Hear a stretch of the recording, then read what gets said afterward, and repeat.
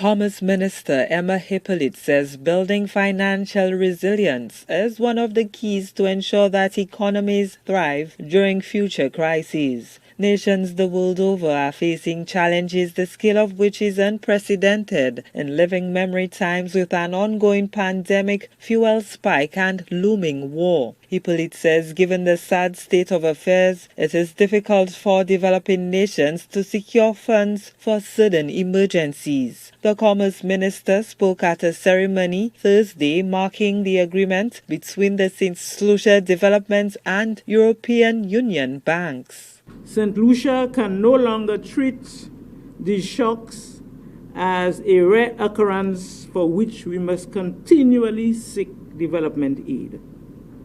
Instead, the increasing frequency demands that they are factored into our budgets and our national programs.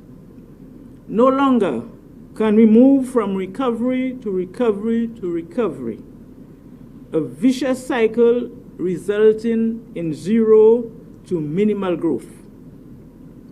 Instead, we must turn our focus into building resilience and positioning our national strategy not only to respond to these threats, but to thrive in their wake.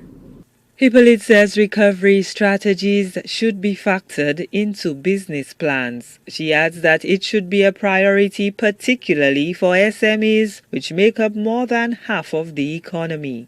This thinking must form part of our creed, resilience. And I think we've heard that word from some of our speakers before me. Not only within our government, but we must hear and have the thinking of resilience within our people, within our institutions, and within our economy.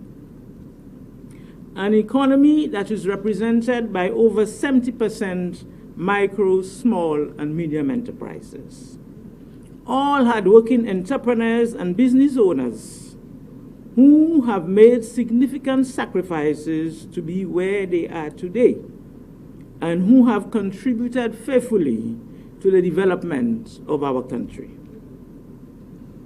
It is a priority of this government, and for my ministry, the Ministry of Commerce in particular, to support these enterprises. The Commerce Minister says the enterprises are challenged by a host of issues, including expansion and access to financing.